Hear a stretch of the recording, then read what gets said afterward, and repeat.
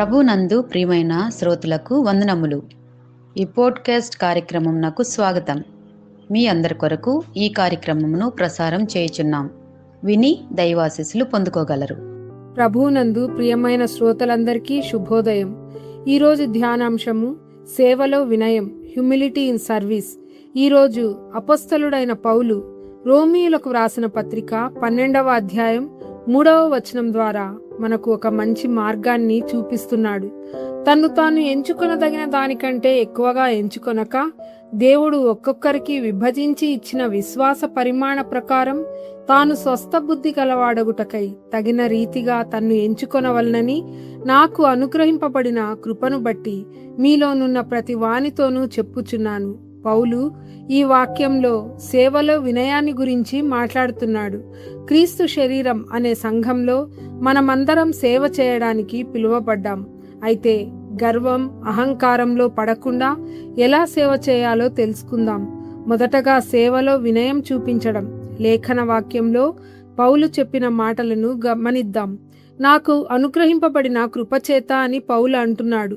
సేవలో వినయం మన గొప్పతనంతో కాదు, దేవుని కృపతో ప్రారంభమవుతుంది. పౌలు తన అపొస్తలత్వాన్ని గురించి గర్వంగా చెప్పలేదు. దానివల్ల అతడు వినయంను ధరించుకున్నాడు. పౌలు తిమోతికి వ్రాసిన మొదటి పత్రిక 1వ అధ్యాయము 15-16 వచనములలో పాపులను రక్షించుటకు క్రీస్తు యేసు లోకంలోనికి వచ్చనను వాక్యము నమ్మతగినదియు పూర్ణాంగీకారమునకు యోగ్యమైనదియు నయ్యున్నది. అట్టి వారిలో నేను ప్రధానుడను అంటున్నాడు. తన్ను తాను గొప్పగా ఎంచుకొనవద్దు అనే మాట నిజాయితీగా మనల్ని మనం పరిశీలించుకోవాలని సూచిస్తున్నది. దేవుడు ప్రతి ఒక్కరికి విశ్వాస పరిమాణం ఇచ్చాడు. అది ప్రత్యేకమైనది. ఇతరుల వరాలను చూసి అసూయపడనవసరం లేదు. దేవుడు మనకు ఇచ్చిన దానితో సేవ చేద్దాం. మోషేను గుర్తు చేసుకుందాం. సంఖ్యాకాండము 12:3లో అతడు అత్యంత వినయశీలి అని చెప్పబడింది. మోషే ఐగుప్తీయుల సమస్త విద్యలను నేర్చుకున్న సమర్థుడు అని దైవగ్రంథం చెబుతూ ఉంది. అయినప్పటికీ దేవుడు పిలిచినప్పుడు నేను మాటలలో నేర్పరిని కాను, నాలుక మాంద్యం గలవాడనని వినయంతో చెప్పుకున్నాడు. అతని వినయం దేవుని శక్తికి స్థలం ఇచ్చింది. రెండవదిగా కార్యంలో వినయం చూపించడం. యోహాను సువార్త 13వ అధ్యాయంలో యేసుక్రీస్తులో ఈ వినయం అత్యుత్తమంగా కనిపిస్తుంది. యేసు తువ్వాలును నడుముకు కట్టుకొని పళ్ళెంలో నీళ్లు పోసి తన శిష్యుల పాదాలను కడిగినట్లుగా చూస్తున్నాం. ఆ సందర్భంగా పేతురు ఆశ్చర్యపడి, ప్రభువా, నీవెన్నడూనూ నా పాదాలను కడుగకూడదు అన్నాడు. అప్పుడు యేసు, నేను నిన్ను కడుగని ఎడల నాతో నీకు పాలు ఉండదు అన్నాడు. రాజాధిరాజు సేవకుడిగా మోకాళ్లపై వంగాడు. ఈ సంఘటన నిజమైన గొప్పతనం వినయమైన సేవలో ఉంది అని మనకు నేర్పిస్తూ ఉంది. ఫిలిప్పీ 2వ అధ్యాయం 5-8 వచనముల ప్రకారం యేసు దేవుని స్వరూపం కలిగి ఉండినప్పటికీ తన్ను తాను శూన్యం చేసుకొని దాసుని స్వరూపం ధరించాడు.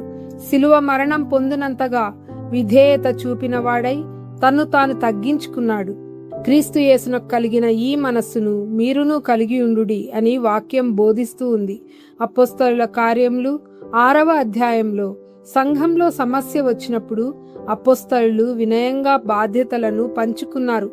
దావీదు కూడా వినయంతో గొల్యాతును జయించాడు. అతడు గొల్యాతుతో, నీవు కత్తియు ఈటయు బల్లెమును ధరించుకొని నా మీదికి వచ్చుచున్నావు.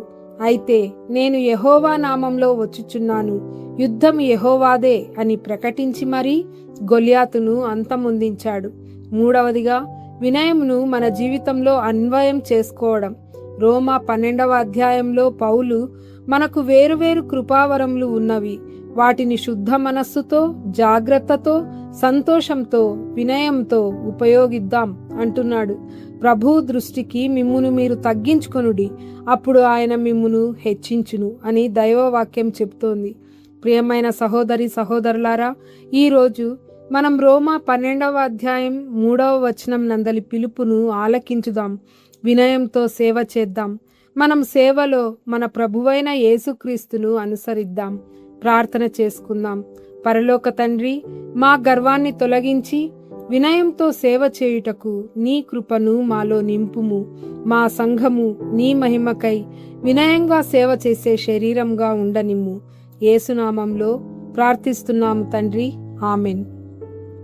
ఈ కార్యక్రమమును గూర్చి మీ సలహాలు మరియు మీ ప్రార్థనా అవసరతల కొరకు మమ్మను సంప్రదించవలసిన మా ఫోన్ నంబర్ 948585085039 మరియు ఈమెయిల్ ఐడి info@fibaonline.org.